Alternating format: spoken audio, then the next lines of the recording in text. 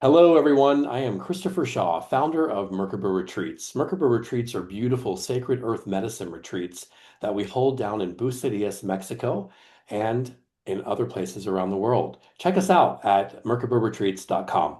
Today, we are super excited to have Drebo here. Drebo is Merkaba Retreats alumni liaison and our integration specialist. She also attended her first retreat back in January in Conchas Chinas.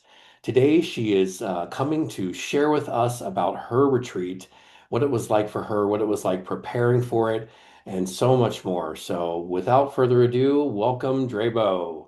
Thank you. Thank you for having me. You are very welcome. So, tell us, like, what led you to seek out a sacred earth medicine retreat to begin with?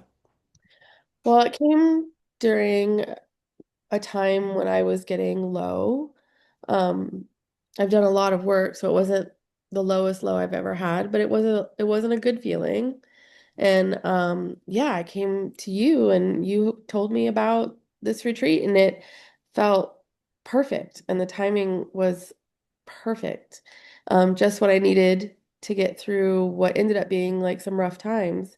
And I'm so very grateful that it did come into my life when it did. Yeah, absolutely. Because I think when did we start talking about it? It was like November, December, maybe even before. Right.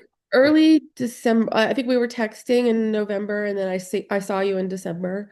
Okay. Mhm. Yeah, and then the retreat, your retreat was in the middle of January, so we had enough time to prep emotionally, spiritually, physically, psychologically, and to get you down there, and it was great. Your group had four participants. Keegan Brady was the other facilitator on that retreat with me, my beautiful soul brother, who's actually taking a year off from retreats now, which is great to do his own thing. And Ann Archer has stepped in for him, which is really beautiful. We love that.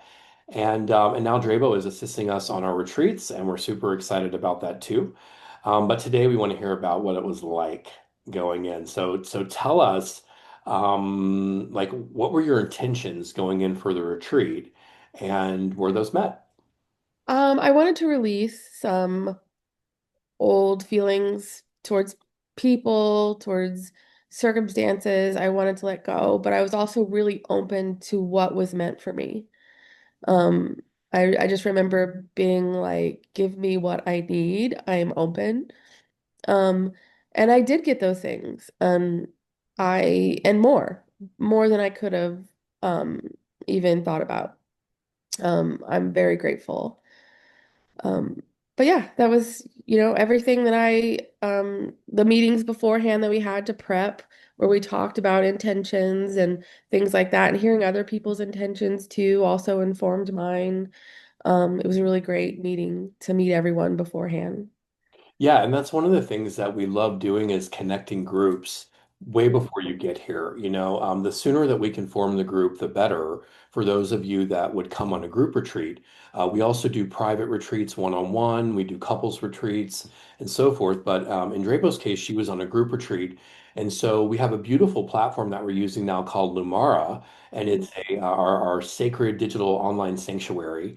And we have a Merkaba Retreat central space there, and all of our alumni are on that space. And also, it's an open space to the public, where you can just join that space and learn about Merkaba Retreats. You can see like inside back behind the scenes videos and like pictures and all kinds of stuff. And you can get connected with alumni like Drebo and other alumni on the Merkaba Retreat central space on Lumara before your retreat. So you can go there and you kind of, instead of, coming to me, you can actually talk to somebody who's been through it. And like, and now, like Drabo is, she's awesome. Like she talks to all of our retreat participants that are coming in for our retreats and answers their questions. She stays on the phone with them for hours sometimes. And she's developed beautiful friendships with some of these people. It's just really, it's so cool. I I love, am, love yeah, it. we didn't have Lamar when I started, but the ideas of it started to brew there. And I love being a part of Lumara and Merkaba. And because I don't know, I want it, I just feel called to serve others. And if that means talking for a couple hours to help them understand what they're going to be going through or what they have been through, whatever point that they need me, I love to be there. So. Yeah, it's so great. And you're right. Like it was your group that kind of inspired me to create Lumara, right? Mhm. As a play, originally Lumara was created as a place for Merkaba Retreat alumni. And then my guru said, no, this is for the world. The world needs this space. You know, Mhm. it's like Facebook, but it doesn't have news and it doesn't have darkness and doesn't have negativity. It's just very enlightened, higher vibrational. There are 30 communities on Numara, an unlimited number of spaces that can be formed by our members within these communities. Really cool communities, you know, like a sacred masculine community, a sacred feminine community, plant medicine communities, prayer community, devotion. I mean, there's just all kinds of different places that you could fit in. And if you want more information about Lumara, you can check out our website, merkabaretreats.com. There's a link to Lumara that will actually describe what Lumara is. And then there's a link to join Lumara, and it's free. So that's a really good place to go. For Drebo's retreat, like we do with all the retreats, we connect everyone on a Zoom call with your facilitators. We all do the Zoom call together so that everybody can meet, you know, before they go down. And it's really cool because because of that, like Drebo flew down with another guy from Dallas. They coordinated their flights because they knew it, and they already knew each other and they had already connected and talked on the phone, I think, right? You guys talked on the phone maybe even before? We texted a bunch, and then when it was getting down to flights, like seating stuff, I happened to ask him, "What's your seat?" And they assigned me a seat, and when I looked at it, it was literally right next to him. I didn't even have to request it. Yeah, isn't that incredible? It was So incredible. that's so amazing. And so they arrived together for the retreat. What was it like your first day upon arrival? Like, what did we have you do? And how was opening night ceremony? And what was that all like?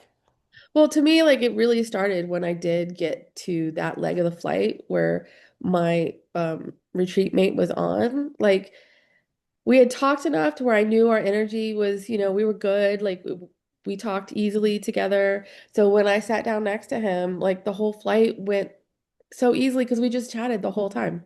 Yeah. And it felt like a sibling type thing, and it was just so supportive and lovely. So to me, it started on that leg of my flight. And then when we landed, we met up with one other person before y'all picked us up, who the other three people, the two facilitators and another member, met us. So we were all together right after we landed and gave everyone a hug. And honestly, it was that hug, those hugs that just told me like I was in the right place. Like it was beautiful. And I still to this day, like just think about those hugs. Even with them yelling at us to keep moving and going, we didn't care. We were just getting our hugs in. Yeah. Yeah. And I think I was smudging you guys or Yes, had a yes. feather or something. I was like, you're getting smudged before you get in this car. Exactly. Yeah. And we all got in the car and we headed to, I think we went to Walmart. We got some supplies and stuff and, you Right. know, ran around a store just being silly and giggling while also getting what we needed. Mm. It just instantly felt like family. It wasn't uncomfortable or weird at all. It just felt like we've known each other and it was just easy. Yeah. And yeah, I tend to have some social anxiety sometimes. So that ease was just beautiful and I really needed that. And then once we got to our place, it was shortly after we settled a little and we went um I can't remember what time of day. It wasn't that long after we arrived. We all went down to the beach to have our opening ceremony. Or did we do lunch first? I can't remember. I can't remember either. I know we took a little trip because they weren't yet ready for lunch, but I think we did like we went down there and took a little tour of the beach and then we had a beautiful lunch, right? Yes, we did. Oh, the food was amazing. Oh wow. I have pictures of probably all the meals because it was, I kept sending them to my mom because, like, oh my God. Yeah, we were lucky. We had a beautiful chef who made us the most amazing pescatarian, vegetarian meals that were just so good, right? Oh, So good. so Um, yes, so then we went down I to the beach, yeah.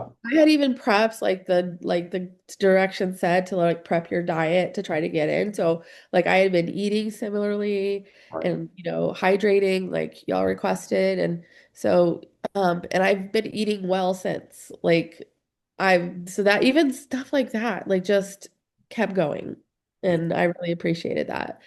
Um but yeah, the ceremony down at the beach was gorgeous. Just absolutely gorgeous. And yeah, we had a ceremony with I believe we had flowers that we were releasing with our intentions to give them to the sea.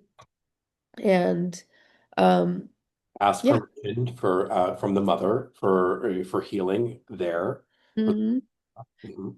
And had some tumultuous waves, but we got them all out there.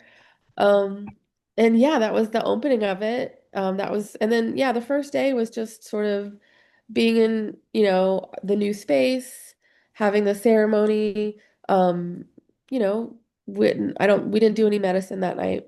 No, I think we did some sound healing. I think we did rape. We did Right. some Mhm. rape and sound healing Yeah. around the fire pit, right? With Right. because Stephen did played some music and we Yes. sang and It was just just like it was just community. It was getting settled in the space. It was lovely.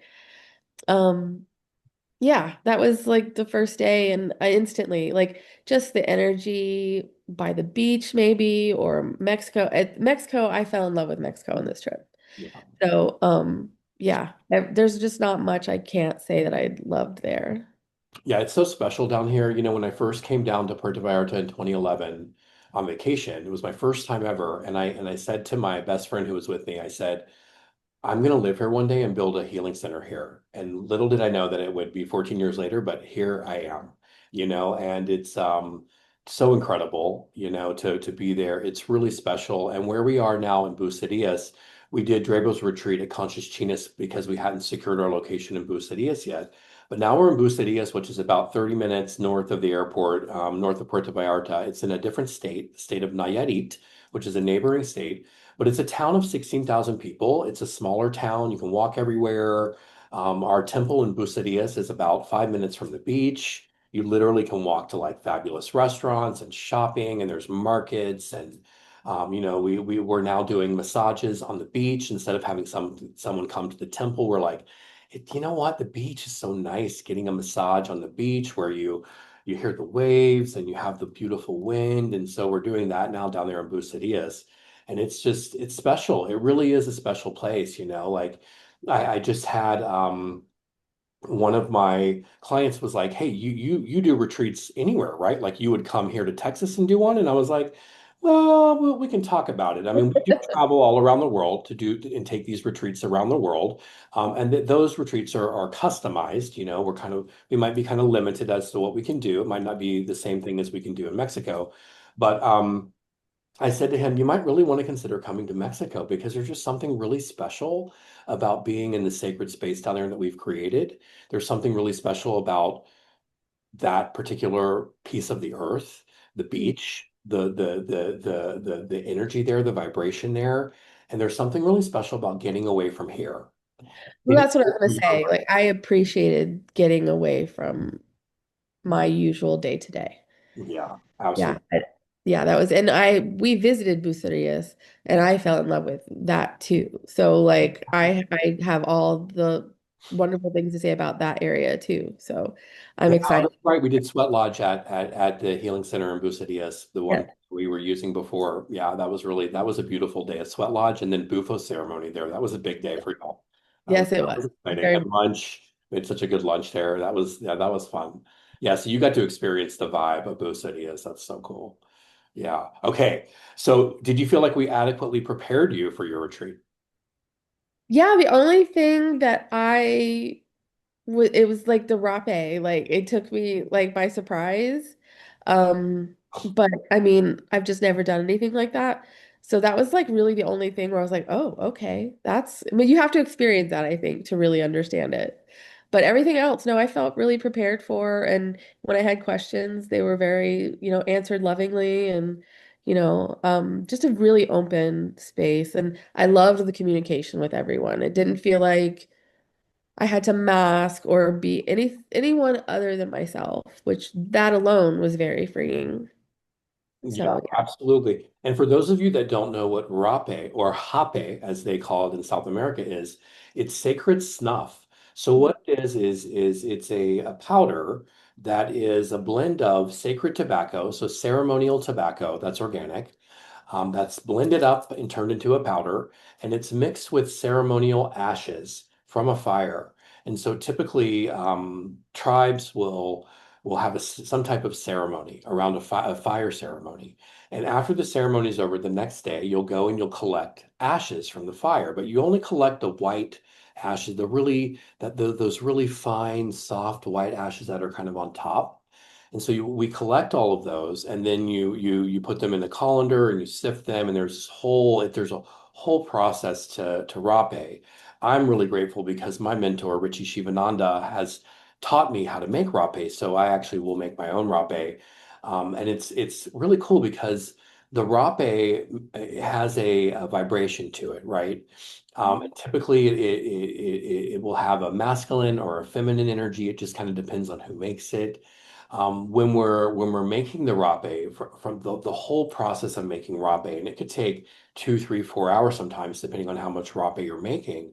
But it's made with the hands, so I'm using my hands to sift it, and there's like a cheesecloth, kind of sacred cloth that you rub it all together and mix it all together with, and sometimes it's also mixed in as some medicinal plants or some other plant medicines. It's not a psychedelic at all. It's a tobacco product. There is nicotine in it. And it's blown up the nose. So it's not inhaled up the nose, but it's Right. blown up the nose.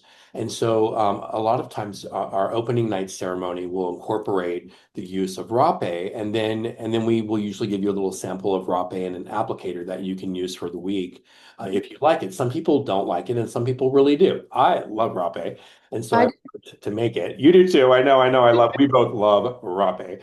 And so do. I can show, it's funny, I have my applicator right here. This is my applicator. It's a hummingbird.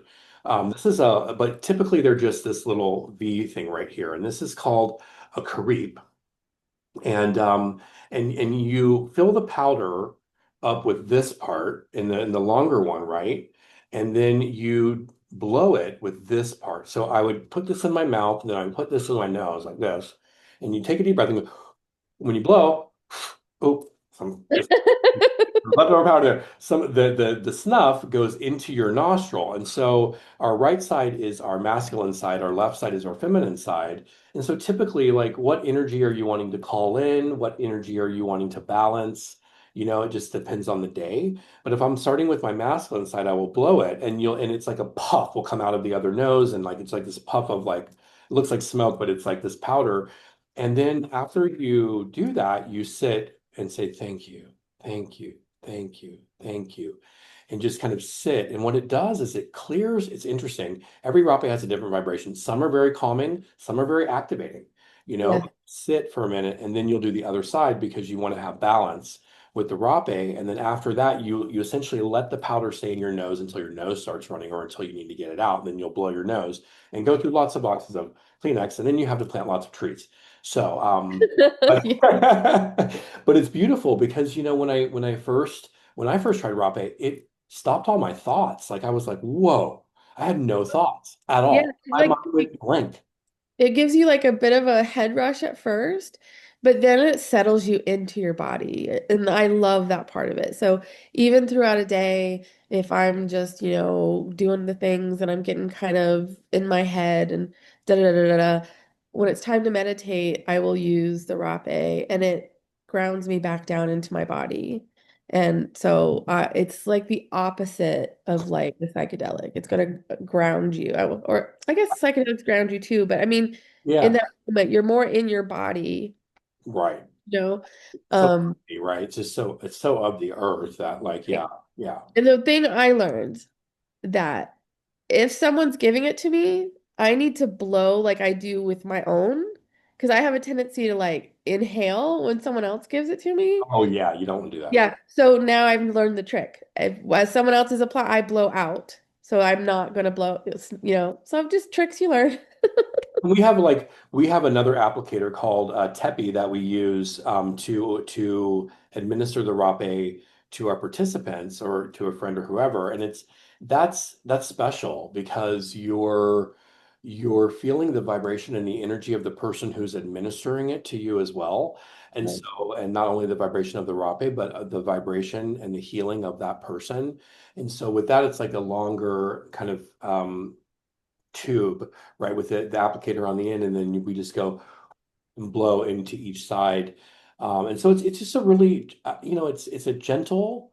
yet powerful way to introduce our participants to the beautiful sacred earth medicines. And that's the only time when we really do it. After that, it's around, and if somebody wants rapid, we're like, here, you get a little sample and stuff like that. So yeah. So the first night was amazing. It was great. You settled in, you got ready. There was no dinner because the combo was the next day. Good morning. Yes. Yeah, and so we're going to come back in our next episode with Drebo, where she will share all about her combo ceremonies.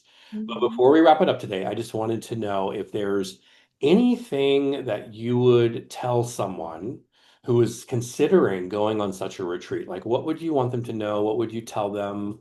What kind of advice might you have for them? If you're considering it, just do it. Like Do I it. just do it because like I mean you have said to me beforehand that it's like 10 years of therapy in 1 week and that's no joke. Like it sounds a little crazy, but no, that's pretty dead on. I feel like I got a lot out um emotionally, physically. I still feel physically better. Like, sort of my rock bottom has risen. So it does takes,